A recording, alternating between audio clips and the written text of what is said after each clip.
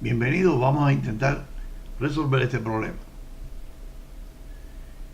Aquí tenemos la gráfica que nos muestra cómo este jugador de fútbol patea el balón con una velocidad inicial de 20 metros por segundo y un ángulo de inclinación de 53 grados.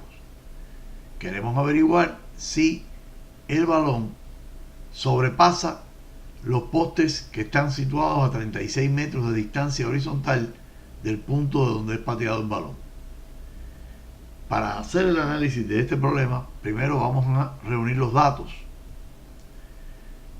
Los datos son la altura de los postes que hay que sobrepasar, es esta que se ve acá, de 3.5 metros.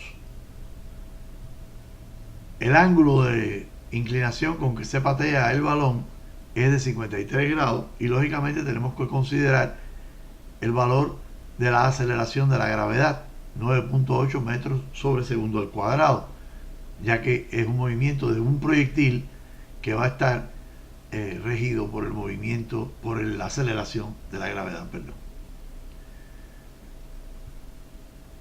Otro dato importante es la distancia XP o delta XP medida desde el punto X0, que es lógicamente este punto de acá, el origen de coordenada, esta distancia, y esta es la distancia horizontal que ha de recorrer el balón para poder calcular si realmente sobrepasa o no, a qué altura vuela sobre los postes o si no lo hace. Continuando con los datos, tenemos que una de las informaciones que tenemos que obtener es el tiempo, el intervalo de tiempo que ha transcurrido cuando el balón se halle sobre la altura de los postes, o sea, cuando haya recorrido en su trayectoria parabólica todo esto y se halle en un punto a la distancia horizontal donde están los postes. Otra información importante es que nos va a permitir hacer los cálculos es determinar la altura máxima, que es la altura que el balón va a tomar en el punto máximo de su trayectoria, la altura máxima de la trayectoria. O sea, este es el punto de altura máxima y ese tiempo también nos va a ser de utilidad.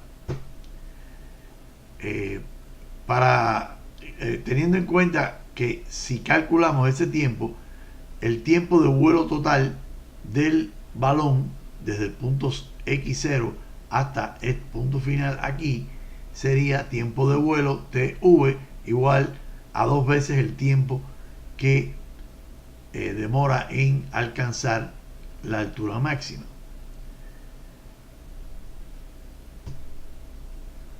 Por otra parte, tenemos las componentes de la velocidad. Esta velocidad inicial de 20 metros por segundo, que forma un ángulo de 53 grados con la horizontal, es la que nos permite hallar la componente horizontal, esta velocidad inicial en X, y el componente de la velocidad vertical, que sería este componente, que también lo podemos calcular conociendo el valor de la velocidad inicial. Como vemos, el componente horizontal es el producto de la velocidad inicial por el coseno del ángulo y aquí tenemos planteada el coseno del ángulo es este valor y el resultado va a ser este que está acá. O sea que ya tenemos la componente horizontal que, como ustedes saben, se va a mantener constante en el movimiento horizontal de un proyectil, y tenemos el valor de la componente vertical. Una vez calculados estos componentes, podemos entonces en el punto más alto de la trayectoria ver cuál es esa el tiempo que demora el proyectil en alcanzarlo. Para eso utilizaremos esta ecuación, que es una de las ecuaciones del movimiento uniformemente acelerado, movimientos con aceleración constante, en el cual se ven implicados las velocidades finales e iniciales con el producto entre la aceleración, que es la de la gravedad, con el tiempo que toma al proyectil alcanzar esa altura máxima en la parábola. En este caso, como ustedes saben, cuando llega aquí el proyectil, la velocidad en Y, la componente en Y, se hace cero, ya que va disminuyendo a medida que se eleva por efecto precisamente de la gravedad, que es un vector dirigido hacia la Tierra. Así que usando esta ecuación y despejando para el tiempo, vamos a ver que tenemos lo siguiente.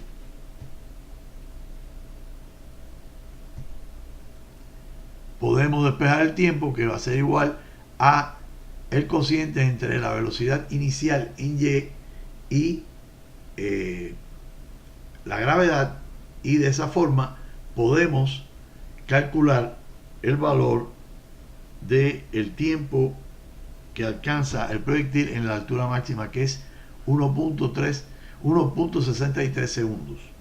Posteriormente podemos entonces ya tener una idea de cuánto es el tiempo total de vuelo del proyectil, multiplicando por 2 ese tiempo de vuelo en la subida, que va a ser igual al tiempo de vuelo en la bajada. Por lo tanto, hay que considerarlo 2 veces. Continuando con esto, podemos entonces calcular el tiempo de vuelo que lleva al proyectil a este punto encima de los postes, y eso será lo siguiente: el delta, el desplazamiento horizontal hasta los postes, que es de 36 metros, es igual a la velocidad inicial en X, que es constante, multiplicado por el intervalo de tiempo que le toma en llegar a ese punto. Por lo tanto, podemos despejar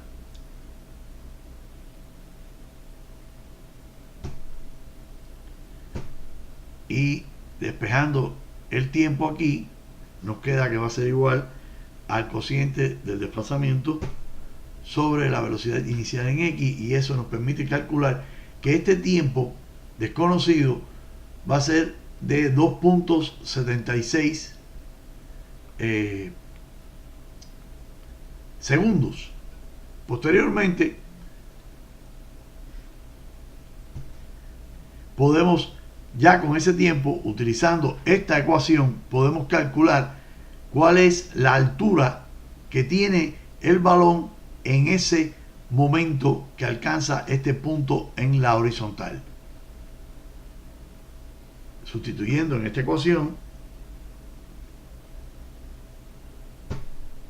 tenemos lo siguiente.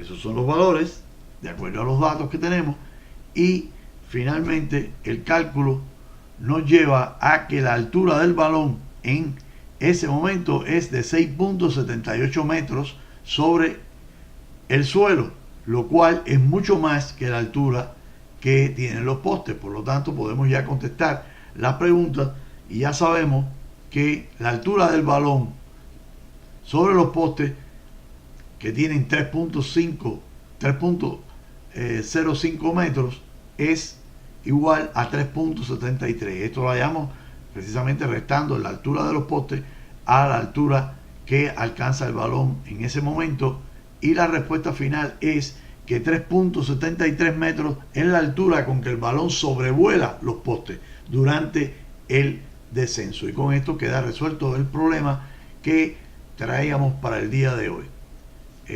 Muchas gracias por su atención. Los esperamos en un próximo problema de física.